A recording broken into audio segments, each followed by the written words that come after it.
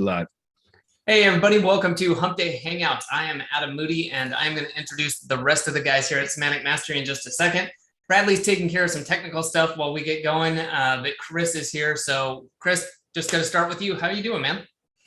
I'm so happy today, like it cooled down, was raining a bit, not that hot anymore, perfect to work and get some shit done. So like that always excites me to make some progress. And can't complain. Good week. Very nice. Yeah, I know it's been scorching hot over there for you, so I'm sure you're liking it that the temperatures have come down, right? Definitely. It's been crazy hot. 95 degrees Fahrenheit for a couple of days. Yeah. And it's been cool yesterday and today, so super happy about that. Very nice. Well, Bradley, what's the weather like in Virginia? I don't know. I haven't been outside in forever.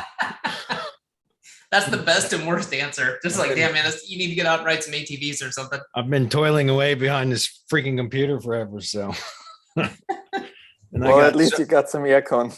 I got so much to do over the next 2 weeks, man. I don't know when I'm going to be able to. Well, I got my daughter this weekend, so I always take off when I'm with her. But she actually leaves for France on Monday. On July 11th, she's going away with her group from her school.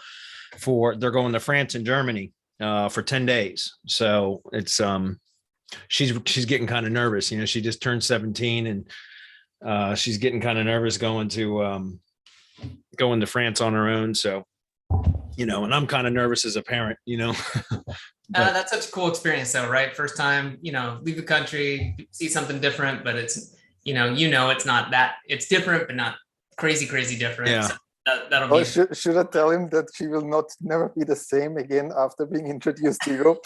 Yeah. Yeah. Well, that's a funny one. I know won't take up too much time here with travel stories on Hump Day Hangouts. We will answer your local SEO questions. But my wife, Jenny, had a conference. And so she flew over and she was part of the time she was in Vienna. So I was like, hey, why don't you go get a beer with Chris? So she sends me a picture. Her and Chris are out grabbing a beer and some other friends happened to be somewhere else and they took a train down. I was just like, this is crazy. I was like, I had no one to hang out with. And my wife was halfway around the world, hanging out with people. So, with your business partner. Yeah. I was like, man, I want a beer. Like, all right. I also want to hang out with you, Chris, but a beer sounded good. So, well, cool, guys. Don't want to take up too much time, but I do want to point out that this is episode 399 today on the 6th of July, 2022. That means next episode is big number 400. So, roughly pretty much we do these every week. I think there's only been a couple weeks we missed. So that's like every 2 years we come across like 100th episode. So pretty cool to be coming across episode 400. We don't want to give away anything. We want you to come. We want you to be live next week. We're going to have some good stuff. As if you've been here for any of the previous ones, episode 100, 200, or 300, we've given away some pretty good stuff, had some fun as well. And next week will be no different. We're going to have some good stuff. And we would just love you to be here. It's a lot of fun and it's kind of a fun celebration for us, but also for a lot of you guys who have been here and been following and interacting or been part of the groups for so long. It's great to have you here. So if you can make it next week, highly recommend you show up next week at semanticmastery.com/HDHO. On that front, anything else you guys want to mention? I know we're kind of holding back on what we're going to do, but I want it to be a surprise. No, and I don't have the presentation stuff prepared for today. I've been stuck on banging my head against the wall. I switched my directory theme from for TreeCare HQ from one premium press directory theme, which I've had it was a nice looking theme, but it just has been they've updated it multiple times over the last year and a half. And every time they do an update, the theme update, it breaks everything. And you have to go, and I just got so tired of it. So I switched to Geo Directory. And I just finally pulled the trigger on that last week where I switched all my, I had a staging site where I was kind of testing with Geo Directory, but I finally pushed all that onto the main domain. And it broke all of my high level automations. And I spent the entire freaking day today in Zapier trial and erroring Zaps trying to get this to work properly with high level, and it's not, and it's driving me up a wall right now. So in fact, I might even be reaching out to you, Chris, because or some if not you, maybe Chris G, our support manager. I need somebody that can maybe do a filter in Zapier that knows Python to be able to parse some data from a raw email. Anyway, I just don't know how to code all that shit out. And I've already spent an entire day working on this. So anyway, so I didn't get a chance to get my presentation prepared for today like I had hoped. So we'll pick back up on that next week. Cool. Well, let me see. Sorry, lost track of my notes here. I did want to say, appreciate. All right, yeah, Chris. I don't know, man. My guns aren't that size, so I'm not gonna compete. But I just wanted to say, we talk a lot about the mastermind. We mentioned it, from time to time as far as what's going on there. We love answering your questions here. But if you are really looking to grow, you want to be around peers who are also growing their agency. Then the mastermind is probably the place for you, where this can become not just a once a week thing, but an ongoing conversation, as well as getting advice directly from your peer group, Bradley, myself, Chris, others. And if you're really wanting to take things to the next level, highly suggest you check out the mastermind. You can find out much more about that at mastermind.semanticmastery.com. And as well, POFU Live. Let me pull this up. I think we're wrapping up the second round of early bird tickets. Yeah, we've got 1 day, 7 hours left on the early bird pricing. Suggest you get in there. We wanted to make it last a little bit longer to cover the 4th of July sale. So if you have gotten any of the emails, you've probably seen that about POFU Live. It's going to be September 23rd, 24th. 23rd is a VIP day. 24th, a bunch of presentations. We're going to really hit it hard on the 24th. It's going to be a lot of fun. So far, the announced speakers, we have more. We're rolling this out slowly, but Bradley, of course, myself, Chris, we're also going to have Jeremy Notzelman, the owner of Press Advantage. Jesper from the Yaks webinar will be joining us, Jesper Nissen. Highly recommend checking that out, and David Hood as well. We've talked about David and had him on before in the past. David's been, I'm trying to think, we've known David for like 8 years now. Long time, yeah. Yeah, so he's an agency owner, but also has been really involved in many SEO groups, as well as training over the year. Really sharp guy. So really looking forward to seeing what he brings and shares at POFU Live. So more speakers to be announced. Like I said, go to pofulive.com, grab your ticket. The prices will be going up in 1 day and 7 hours. So grab them. Cool. All right, guys. Anything else before we hop into it? Oh, that's Jeff. Blue Panda says, dumped Zapier and moved to Integromat. Give it a look and see. May be able to help you, Bradley. Thanks for that, Jeff. I appreciate that. Yeah, I think it's just I've got to work something out. I need to probably get a coder that can do this for me. Chris could probably do it for me. But anyway, thank you for that. No, I'm good to go. We can jump right in if you guys are good.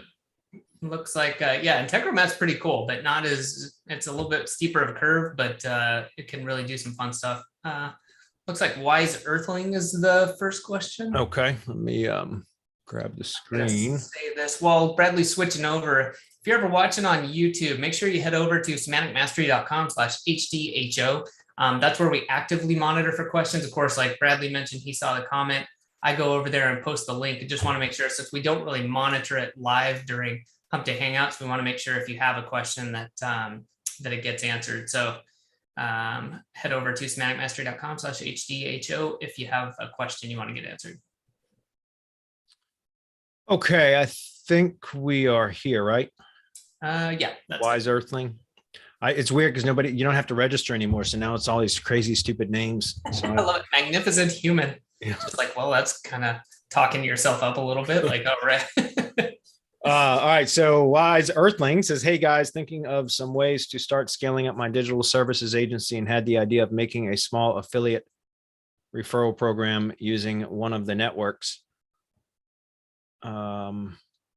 Do you think this is a good idea? If so, how did you go about commissions? Thinking fixed payout and then percentage of first month. I'm not sure what you mean. Tell me if you think I'm inferring this wrong, but I think he's got his digital services agency and he wants to basically, get more business through referrals. And I think that the way to go about this is 100% right. Do it, but you don't need to use a network. You don't need to use, and by network, I think you mean like, should I go out and use Reversion or a software tool that tracks all this stuff? Oh, so an affiliate. Gotcha. Yeah. I got it. But I think for an agency, depending on your size, if you've got so many leads coming in that it's hard to track, then yes, by all means, go out and find, some tool that will help you. But generally, like the way it works for me is like an email introduction or something like that. Hey, Adam, I wanted you to meet so-and-so. They were looking for help with their email marketing. Could you have a conversation with them? Great. If I end up working with them, then, I send that person, a set amount like you do, usually a fixed payout or a percentage of the first month. And I think that that's a great way to do it. It doesn't have to be that complex. And, unless, like I said, you're dealing with a really high volume of clients, it usually isn't that hard to track. Yeah. And if you have a productized agency where all of the services that you provide are basically like turn into like products, basically, you can do that with SPP, which is I've been using SPP for semantic links as my kind of like client dashboard and everything for a couple of months now. And I'm so glad I switched over to this. This is freaking amazing. And they have affiliate. They have actually a 2-tier affiliate system in here. So if you have a productized agency and you have your clients logging into this client dashboard area, then they can refer clients to like through their affiliate link, and SPP takes care of all of the affiliate payouts and tracking and everything else. So, and it's actually, I believe there's a 2-tier affiliate system on that as well. Not that your clients would refer, but maybe, but this is a really, really good system if you have a productized agency. If you're doing custom pricing for everything though, this wouldn't work for you. But this is a great system. I really, really like it. I'm so glad I found it. So, and what's interesting is Loganix, who is a company that I've used for many years. We know Adam Steele, the owner of that. They use this exact same platform, and I wasn't aware of that until after I signed up for SPP, and then I found on their blog, Adam Steele from Loganix did a blog post about it. So anyway, so this is a really good system. All right, moving on. The next one. Yeah. So how would you go about commissions? I agree with Adam. Generally, what I'll do is just a, kind of like a set referral fee, depending on what the product is or the services that got referred. That's generally how I do it. It's not an ongoing thing. It's just like a one-time type of referral fee that I will pay. But that's generally how I do it. All right. So next one says, hey, SM, I'm looking to diversify operations a bit and dabble into lead gen and get some mass page sites built out on subdomains for a specific industry. How would you go about charging this out and tracking leads and calls? Do you charge per call or route through your own phone to track and then pass off to client? I will end up about 5 domains each with 300 pages for cities, counties, etc. Thanks. Appreciate your response. Well, for my lead gen stuff, everything I do goes through my own call centers. They're all my own tracking phone numbers. All the calls go. I don't send any calls directly to contractors. I do everything through my own call center, and I have been for years. And it's so much better that way. So all phone calls get tracked because I have all tracking numbers. All my phone calls go directly to, I use Answer Connect, which is the call center or answering service that I've been using since I started using answering services, which was way back in, I think 2014, maybe 2013 or 2014, probably 2013. Anyway, it's been a long time. And so all the leads that I generate now are also tracked in high level. I was using Lead Simplify, which was Mike Martin's product for a long time. Well, that's not true. I still have Lead Simplify, and I know I still have some contractors in there purchasing leads. It's not very many because most everything goes through high level now. But so I have, multiple ways of tracking. I've got my call service because I use a combination of 3 different services, actually.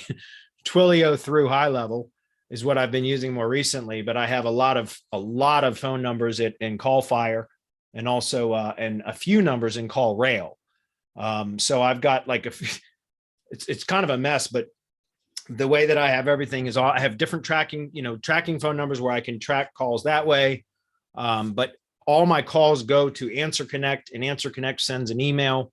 So I have basically folders set up in my Gmail so that, each location, the emails for leads that have come to that specific location go into a particular folder. They're also now tracked. And sometimes, like I said, in Lead Simplify, I know I have some still have some contractors on for pay per lead that are buying lead credits and Lead Simplify. So that has kind of its own tracking dashboard. But then most everything I have now goes through high level, because I don't have a lot of pay per lead buyers right now. Most of my tree guys now have been converted into revenue share, which is where I get a percentage of closed sales. And all of that is tracked through High Level. So again, I've got multiple ways to kind of track everything. And so I generally, I have a few that do pay per call or pay per lead, which can be a call or a form fill, right? So somebody's submitting a estimate request form, but I'd say probably 80 to 90%. So let's just use 85 as a number. I'd say 85% of our leads come through phone calls. Very, very rarely do we get form submissions, which is I really find interesting. Maybe it's probably just the industry I'm in, but like I would say as high as 90% of the leads are phone calls. So again, I have multiple ways of tracking all of that. I recommend that you always use your own tracking number and everything. And the part of the reason I don't like to send calls directly to contractors is because you end up in disputes over what was billable, right? There's always that can come up. There's also the reason why I like to have everything go through a call center is there's really two reasons. Number one is most of the contractors that I work with are they're tree guys, and most of tree companies that I work with anyways are small operations, and generally the owner of the company is a working owner, which means he's out in the field. He's either climbing trees or he's managing the crew or running equipment or whatever. So there's a lot of the times they'll miss phone calls because they're busy working and they can't answer the phone. And what's the quickest way to lose a lead? Don't answer the phone, right?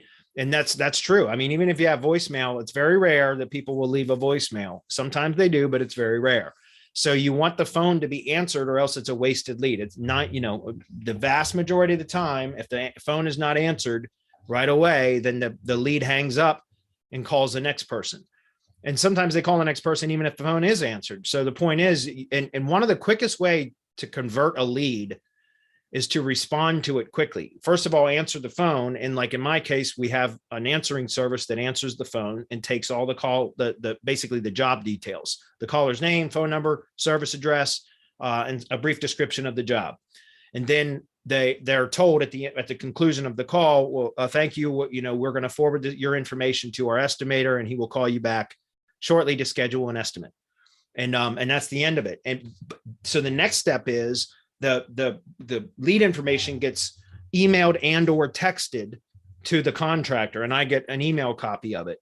And the contractor, if the sooner the contractor can reply to that lead data that got texted to them, so the sooner they return the call basically to schedule the estimate, the more likely it is that they're going to get the job.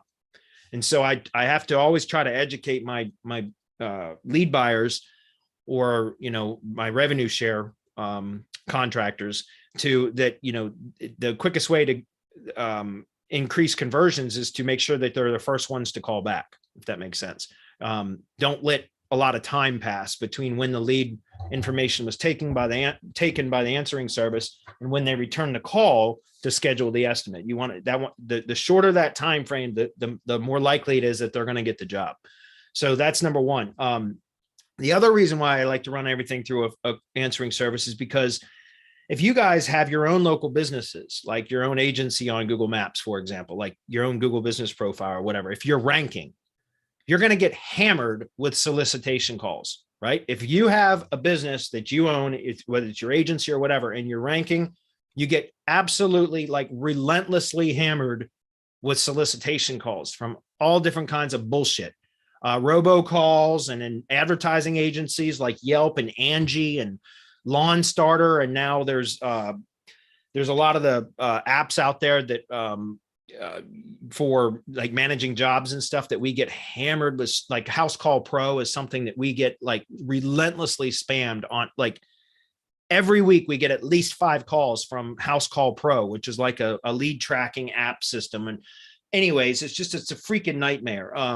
And so think about local businesses. They get hammered too, which is precisely why I don't like to cold call, because they already get enough spam calls that I don't want to pile on and add to that.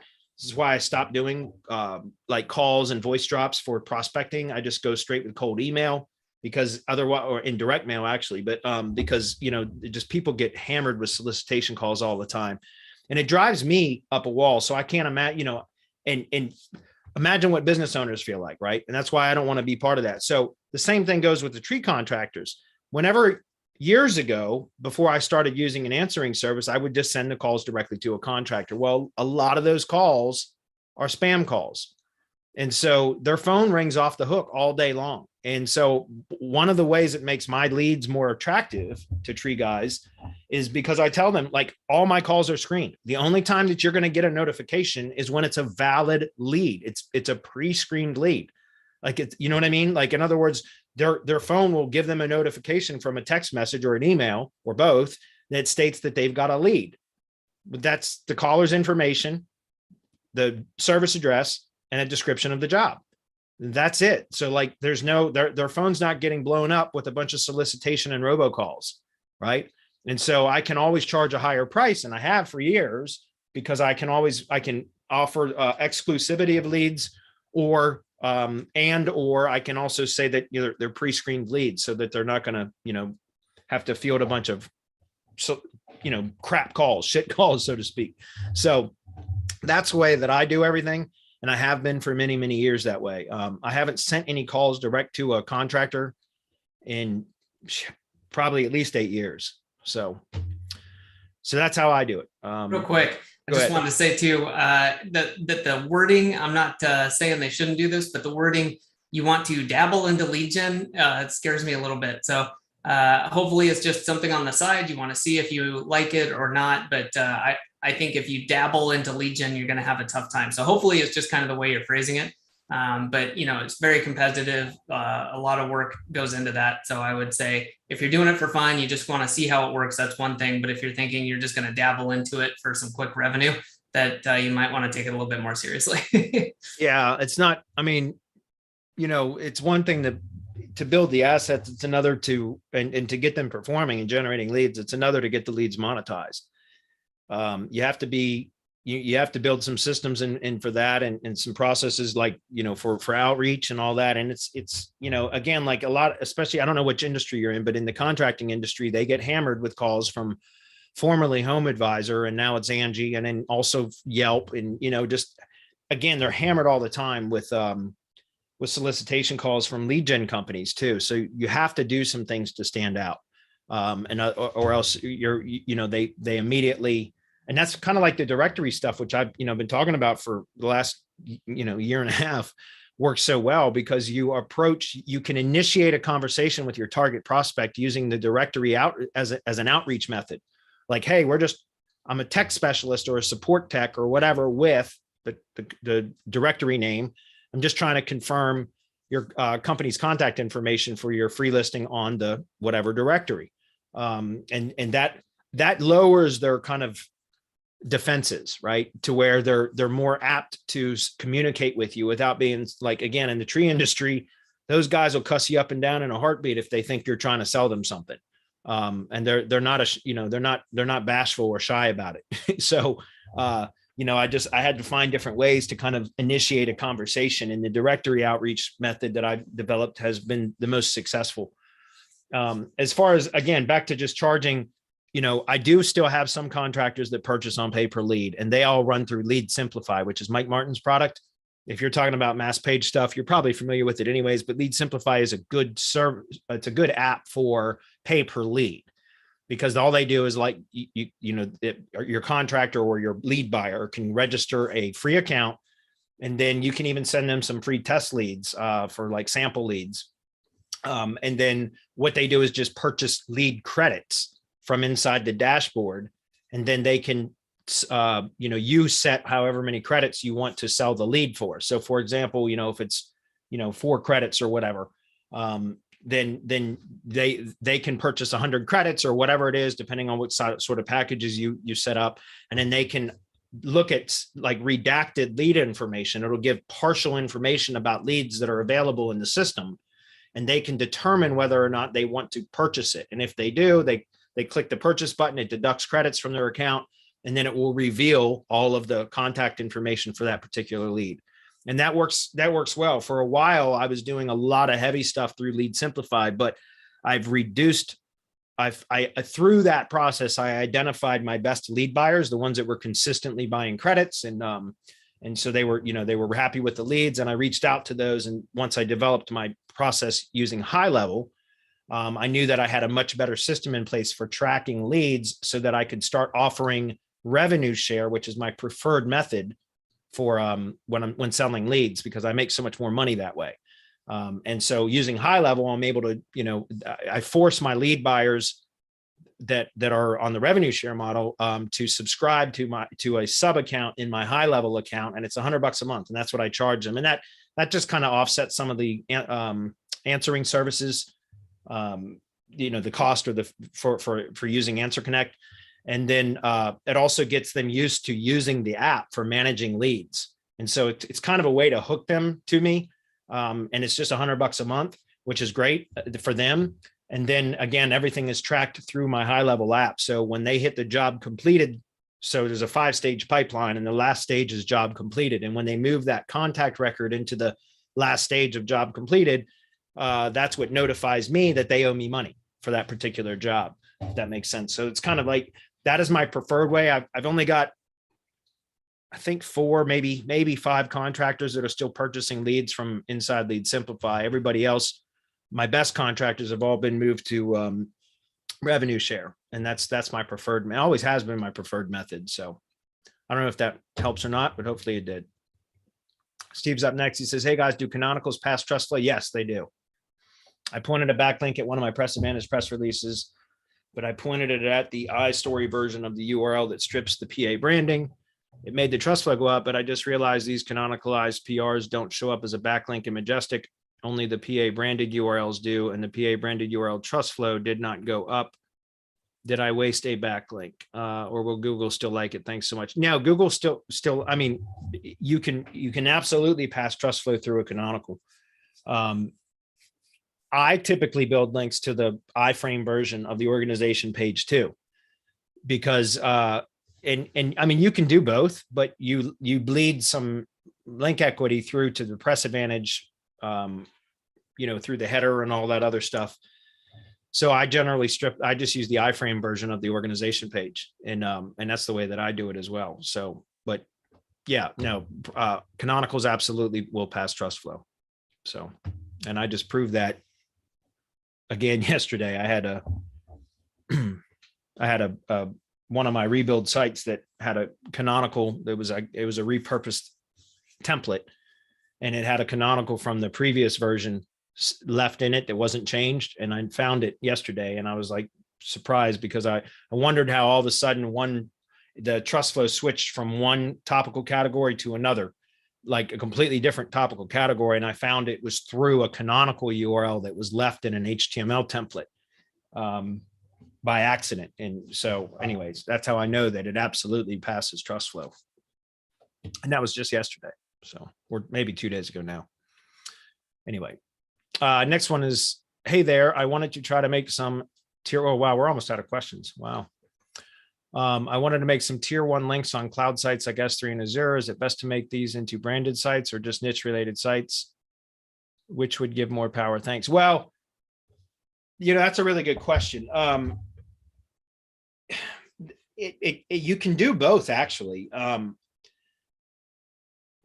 There's something to be said for doing a branded cloud page. That's kind of, I kind of do that now with my link building clients, like, because every single client gets at least one cloud page. If we've got multiple target URLs for the money site, like if we're targeting inner pages, generally we always start with, not always, but we generally start with the home page or the location landing page for whatever it's all local link building. So, meaning I provide link building services for local projects, right?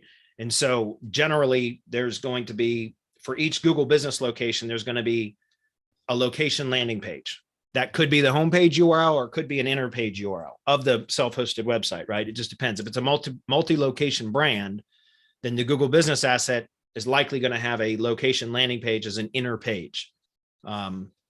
Anyway, all I'm trying to say is we generally start with whatever the primary website URL is associated with the Google business profile. That's what I consider the location landing page. That oftentimes, if it's a single location business, is usually going to be the homepage URL. Okay. And so we will do a cloud page. It's not necessarily, I guess it is branded, because we do put name, address, and phone number and an embedded map and all that kind of stuff in that cloud page. We do put schema, local business schema in it. So I guess you would call that a branded cloud page. So that's typically what we do. And then if later throughout the project, later on throughout the link building process, so maybe month 2 or month 3, depending on the project, we'll start targeting inner pages as well, besides just the homepage. And so those inner pages, which are typically going to be optimized for a different product or service, those can each be targeted with another cloud page as well. So like each product or service, in my case, it's mostly all services, each service page can have its own kind of like cloud page pointing to it. And so I think, pretty much we generally do branded cloud pages, but you can do both. You can do kind of like topically related pages that are not branded, but I would switch it up though to where it's on a different cloud host, or at least a different data center within the same cloud host, so that you get kind of IP diversity a bit, if that makes sense. Also, I would switch up the buckets, so essentially how you create the URL within the cloud storage, whether it's S3 or, as you mentioned, Azure, Microsoft Azure. I would change the directories so that it would be different URL. You'd have unique URLs as well. So there's a few things that you can do there. Okay. Which would give more power? I don't know, but I kind of like the branded side, the way that I do it with the branded stuff, because we integrate schema, and we do not only the link from the top of the cloud page with the brand, with the anchor text, but we also have the name, address, and phone number in the footer area. We're using Yax, and he's got a few different templates now. And I saw that he just added Digital Ocean and Vultr to Yax as well, which those are some of the sites that cloud storage. Well, it's not just cloud storage, but those are some of the cloud hosting and VPS services that I also use for my link building business. So anyway, I kind of like the branded stuff better, just because you get to integrate things. You wouldn't want to put name, address, and phone number in the footer and an embedded map. You could do an embedded map in the content body, but you wouldn't really want to make that like, if it was just kind of like a supporting type of cloud page, right? You wouldn't want to put all that branding information in it. It would be used to kind of like build links to something. So like doing a cloud stack where you have the top or the buffer page. So the top cloud page or the buffer page, whatever you call that, as the branded page. And then like all the other pages in the stack as like kind of supporting pages, that would work as well. I don't know if that was clear or not. Hopefully it was. I tend to look at them as branded pages. Okay. But you can do both. You can do either way, or both. Next one is, can we buy cheap BVN links and point at G site pages that have our money site pages embedded in them? Yeah, you can. Looking to get a whole heap to power up a money page in a competitive market. Yeah, you can certainly do that. I don't recommend it unless you can get topically relevant links, but you can do that. And a G site will take it. You can hammer away at a G site with as much kind of spam as you want, or any type of link, and it will take it. So you can do that. Like I like to, I talk about this for all of my primary tier 1 branded assets. I don't like to use any kind of bulk spam at all anymore, which a G site's included in that. So we have our 3 tier 0 assets, which are the money site, the Google business website, and the Google map, right? Those are the 3 kind of tier 0 assets that make up the holy trinity of the local entity, right? So that's why I call those like tier 0 assets. And then the primary tier 1 assets are going to be your branded social media profiles. And then for semantic masteries methods, there are a very specific set of branded assets that I consider the primary tier 1 assets, which would be the G site and our drive stack, essentially, the ID page, Press Advantage organization page, a cloud stack page, or a cloud page. It doesn't have to be a stack, and then a batch geo map for local, right? For any sort of local. So those are like the 5 primary branded tier 1 assets. And more recently, I've started to include the branded blogger into that as well. So that ends up making 6 primary tier 1 assets. And all of those properties, I like to use the same kind of links that I build to the money site now, which are topically relevant, clean links that are in the appropriate topical trust flow category. The former content was either in the exact same category or a very closely related category to what it is, to what I'm going to repurpose that domain for, if that makes sense. That's how I do everything. And that's how I prefer to still build links to my branded assets as well. Because all I want to do is push topical relevance into those assets. It's not about pushing just straight link power, because if you want to do that, you can do that using bulk spam, or you can do that with other types of PBN links. The problem that I found with most PBNs that I was purchasing links from too, and I tested for months, was that they're not very relevant, right? You can generally you're going to get a topically relevant page, but it's going to be on a non-topically relevant domain. In other words, it's going to be on a domain that the page that's relevant is probably very likely going to be published on a domain that has multiple categories on it, because that's how PBN providers make money from their PBNs, right? Very, very, very few have very niche related PBNs. And they might sell you niche links from, niche related PBN links, and you come to find out they're really not. And that's why I stopped doing that. And I started developing my own methods, which seem to work a lot better. So that's the only thing I would, caution about. If you want to do bulk spam or PBN links that are probably not going to be topically relevant, the source domain is likely not going to be topically relevant. Again, the page may be relevant, but the source domain is probably not going to be relevant. And if that's the case, then if you still want to do what you were asking, then I wouldn't do your branded G site, but you can set up another G site that's not branded and use that as your spam target. Thing is, I don't like to spam any of my branded assets anymore, right? I want to keep that clean and all the links coming into it topically relevant. That's what's important to me. But that's not to say that you couldn't build like a non-branded blogger or a non-branded G site or other cloud pages that aren't branded. Refer back to the answer for the previous question about cloud pages, right? You can set up those and then hammer those with spam if that's what you want to do, but it's not your branded assets that you're hitting with that, if that makes sense. So that's the way I go about it anyway. All right, the next one says, hey guys, would it be okay to only show my schema for the Googlebot and hide? Oh yeah, I saw this question in the Facebook group. Would it be okay to only show my schema for the Googlebot and hide it for users, other user agents? Would it be considered cloaking? Thank you. I don't know. That's a really good question. I really don't know the answer to that. I don't think it would be considered cloaking because I don't know for sure, but my thought process on this is no, it would not be considered cloaking because it's not visible, right? Cloaking is when you are, hiding stuff from the user, like putting white text on a white background, right? Like, and doing that for keyword spam, which, used to work 10 years ago. Maybe not 10, maybe 12 years ago. But that's what, would be considered cloaking, is like hiding stuff from the user.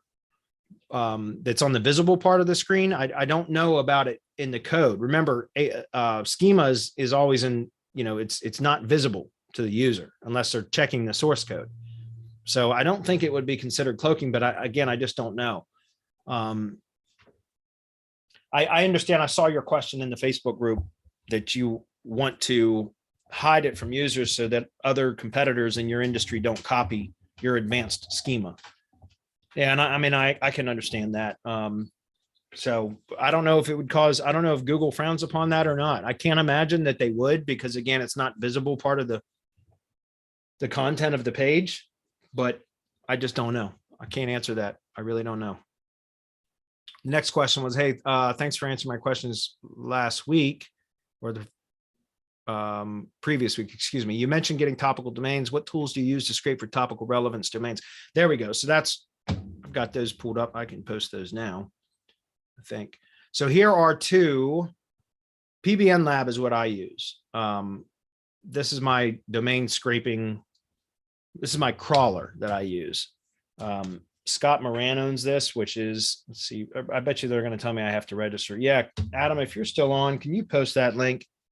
I forgot that I have to be signed into this stupid chat to be able to post anything. Yeah, which link was it? Sorry. PBN Lab. Oh, yeah. I mean, we've got a few minutes. I can show the inside of that. I just did a webinar. Well, you had to be a Yaks buyer but I did a full webinar for the Yaks buyers through our affiliate link that was all about how I go out and scrape domains, topically relevant domains. I went through the whole process of a 3-hour webinar.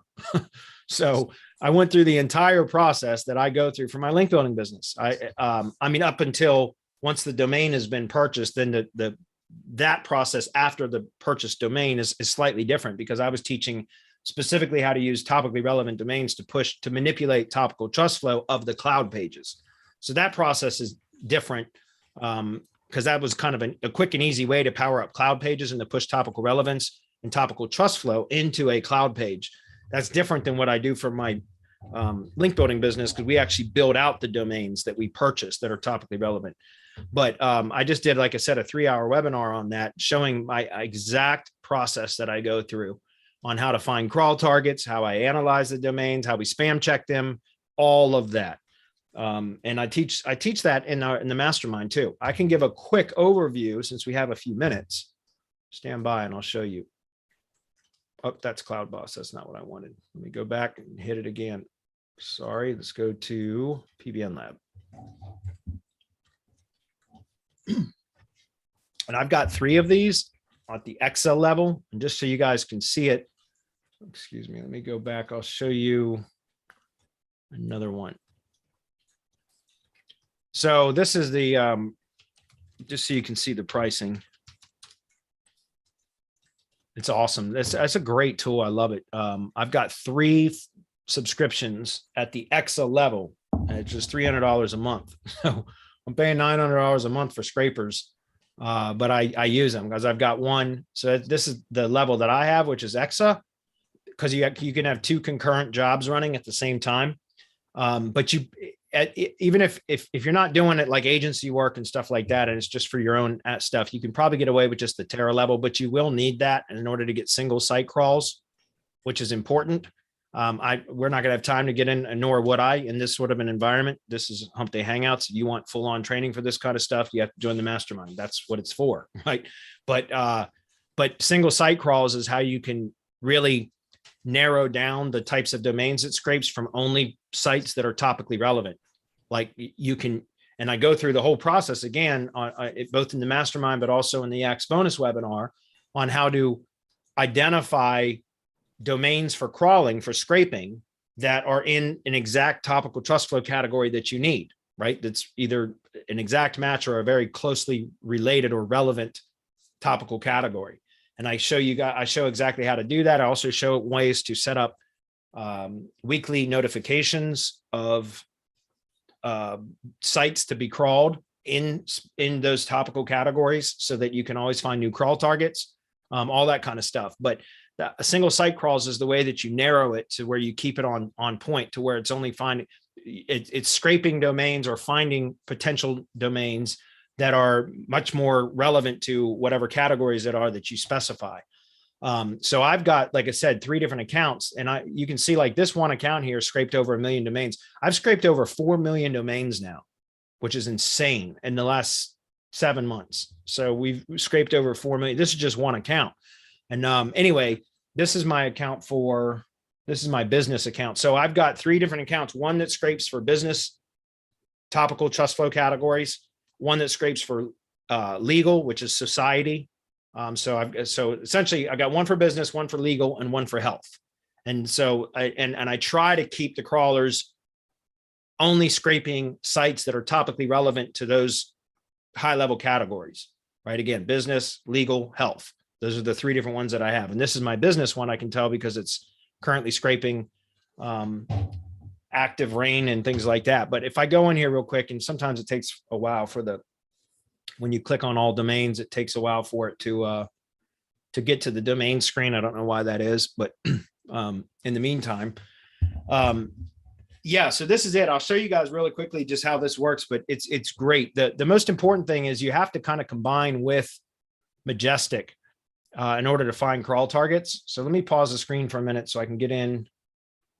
I'm probably logged into an account that my Majestic account that has a bunch of client work in. So I got to make sure. Just give me a second, guys. We've still got a couple minutes, so. All right, so let's just find an example.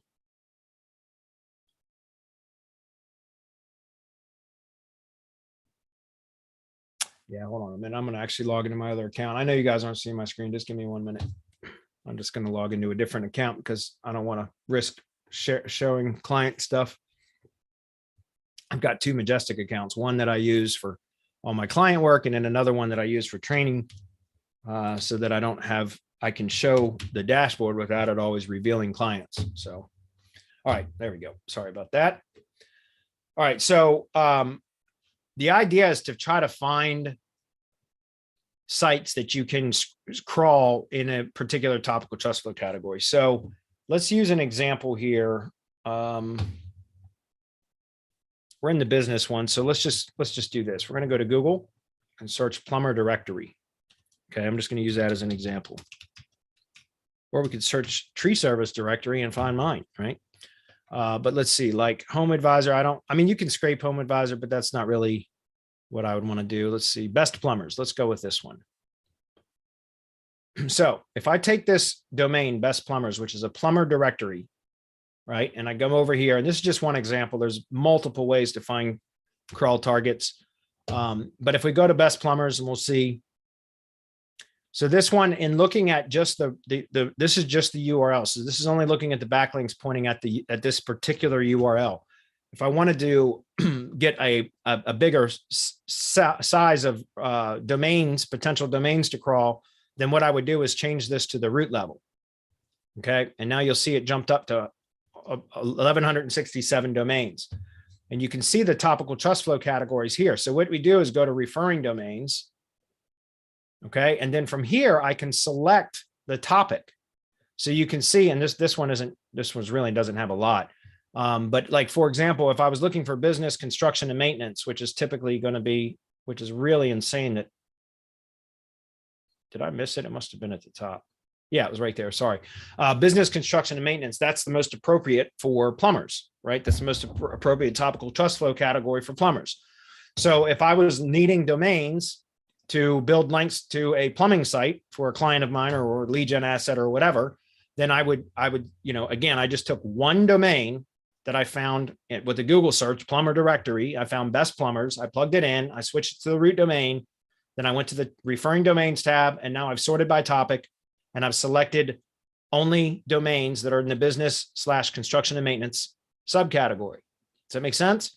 And so now it's showing it's only 26 results here, but now I can export that data. Typically with a larger sample size, I'm going to have to export via CSV and then open up the CSV file to extract those domains. But in this case, because it's under 50, I can go ahead and click copy to clipboard. Excuse me. So let me open up a new instance of Excel. And what I would do is just paste that from clipboard into here. And right here, now we don't have to do any other sorting here, because you can see that every one of these domains that I just pulled in, which is not many in this case, are all in the business, construction, and maintenance category, which is what I want to find domains in that category for a plumber in this example, right? So what I would do here is I would just copy these domains to clipboard, and then I would go over to PBN Lab, and I would click on single site crawl. And I'm actually going to open this up in a new tab because I don't want to lose. So I'm going to click on single site crawl bulk loader. And then what I would do is I would drop these domains in there just like that. And I'll go ahead and do it because this is my business account anyways. And I'm going to click add job now. It said 16 crawl jobs. So for whatever reason, it's blocking these URLs, and I'm not sure why. It says blocked URLs. I wonder why. That's interesting. I wonder why there's so many. Usually you'll see a couple of blocked URLs, but there's a lot right here. It's like 10 of them. So I'm not really sure why, but it is what it is. Anyway, so I would just click add job now. And now it'll go out and start scraping it once it, I've got a lot in queue. If I didn't have so many in queue, then it would, if those were the domains that I just added, then it would start crawling them right away. But you can see I have 1,000 jobs in queue right now. So it'll be a long time before it gets to the ones that I just added. Does that make sense?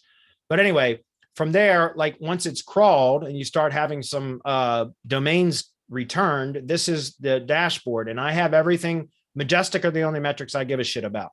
It does show Moz metrics, but I really don't, couldn't care less about those metrics really. All I care about is the Majestic metrics.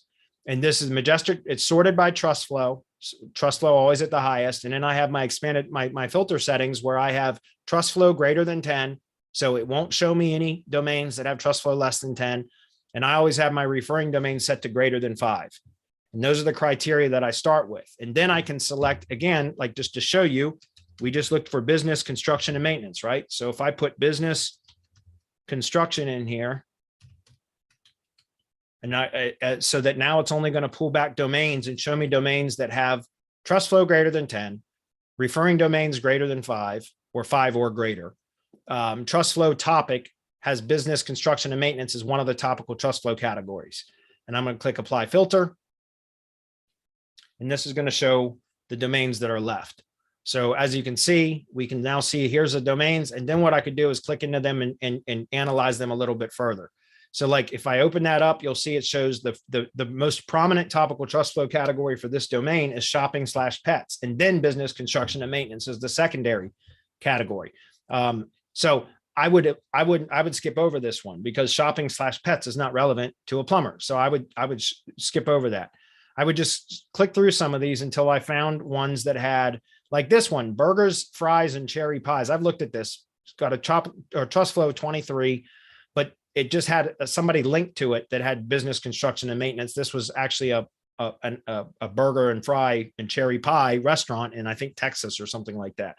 So that's why I've not purchased this one, even though the topical trust flow category is correct. The former content of this was a restaurant. So even though the topical trust flow flowing into this domain is relevant, the former content wasn't relevant to any sort of business, construction, and maintenance project.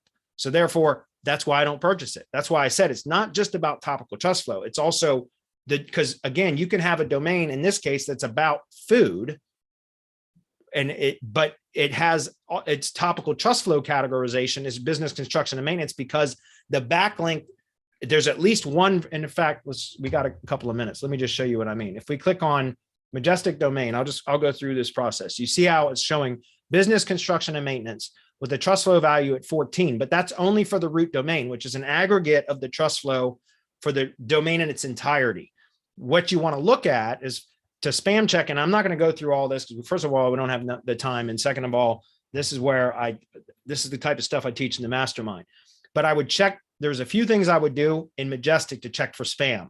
I'm not going to go through all that here, but what I am going to show you is if I go on to pages, I can identify the page and the specific URL version that has the highest trust flow value. And in this case, it's the www version without HTTPS, so without SSL right here. And now you see the trust flow value jump to 22 in this category. So the next thing that I would do is I would then go check the Wayback Machine, archive.org, except I do that inside of CloudBoss, which is the cloud hosting provider that I use.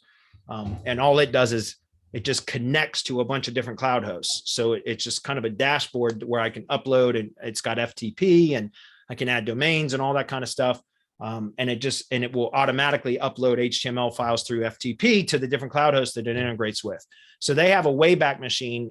It's just basically an embedded version of the Wayback Machine into CloudBoss where I can go spam check these domains.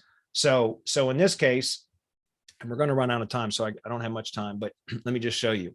So you can see that this is my kind of quick link thing.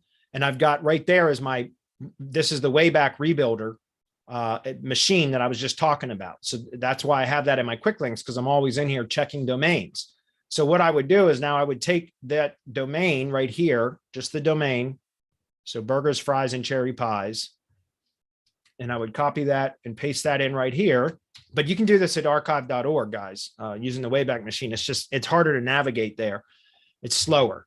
So as you can see, the last record that was archived was October 2nd, 2016. And so if I click on preview archive, the Wayback Machine's slow, but you can see it says Burger, it's coming soon. So it's not showing anything. And I've looked at this before, and I know I had to go back a couple of years from the last time it recorded records before it shows what the former content was. But here you go. So this was back in 2015. It shows burgers, fries, and cherry pies. This is what the site used to be about. So that's why I never picked this up to use for, I've got a lot of contractor clients, link building clients that are in the contract, roofers and HVAC and, all kinds of stuff. So it would make sense to use business, construction, and maintenance domains. I have a pretty big demand for those all the time, but this former content was not relevant. That's why it's still in PBN Lab here for purchase, because if I had purchased it, I would have deleted it so that I didn't want to analyze it again. I've looked at this domain for weeks, or maybe even months, but it's not. And again, it's because it's not, even though the topical trust flow category is correct, it's what I would need it to be to link to a plumber or some other sort of contractor. The former content was not relevant. So therefore it's not a domain that I want to purchase. Does that make sense? Now, if you're doing this kind of stuff like out at tier 2, that's a little bit different. Perhaps you could get away with it. But whenever I'm linking direct to money site stuff, I want the former content of the domain, the former topical, the former topic of the domain and its previous, when it was previously published. I want it to be either 100% relevant or at least closely related, right? A relevant category. So for example, like a site about plumbing could be repurposed for a roofer because it's still in kind of the home services category. Does that make sense? So that's kind of the way that I determine whether a domain is worth picking up or not. I always start with PBN Lab. Again, I love this. I got three of these going at all times, 24 hours a day, 7 days a week. As you can see up here, the metrics, this one just renewed a few days ago. But this is a great tool. And then you always have to, once you've identified the domains that have the metrics that you want, you've got to go spam check them. And there's a whole process I go through on spam checking. We start with Majestic. We can do a couple of spam checks there very, very quickly. Then if it passes that, then we identify the most powerful homepage version of the URL, or the most powerful version of the homepage URL. Sometimes that's with HTTPS, sometimes it's not, sometimes it's with www, sometimes it's not. So you've determined that, then you go check it in the Wayback Machine. I use CloudBoss for that. And then you look at the former content. If there's any signs of spam within the most recent, like 4 to 5 years, then I won't use it at all. Like I just eliminate that from the list and we move on to the next one. And that's the way that I do it. Anyway, hopefully that was helpful. That was PBN Lab. If you guys want, Adam, if you're still on, can you post the CloudBoss link too? Yeah. Okay, thank you. Because otherwise it makes me sign in. And that's it. And the last question for Padre, and that's the last link as well, Adam, is post my link, I think is what it was showing. Yeah. You can post that one as well. So Padre was asking about, do you have a preferred QR code generator? And yeah, I have one that I purchased on a lifetime deal when it was an AppSumo thing. Whenever Adam gets that link posted, I'll click on it just to show you. I don't know that I would pay for what they're charging for now. So I would just find an equivalent. If you guys right here. Thank you, Adam. So this, I posted it or Adam posted it for me, but this is the one that I use because again, I bought this on a lifetime deal 2 years ago, I think now, and now they have their pricing's a bit steep in my opinion. I mean, it's not so bad if we do a lot of this though. So I would need this version and I'm not paying $135. I'm not paying $135 a month or $1,200 a year for it. I can tell you that. I purchased it on a lifetime deal, but I like this one because we can add our own domains. It does a number of really, really cool things that we use for a lot. We use this a lot for social media posts for clients that we do social media posting for, because you can do like overlay pages and call to action, floating call to action boxes on other people's content and all kinds of really cool stuff. QR codes, I do that a lot for generating QR codes to superimpose onto Google Post images, for example. I don't really do the text overlay so much anymore because I just use the QR code now, and that saves some time and it looks good. So sorry, were you going to say something? No, sorry. I think that was me just hitting a button. Oh, okay. All right, guys, that's it. Thanks everybody for being here. We'll see you guys next week. See you, everyone.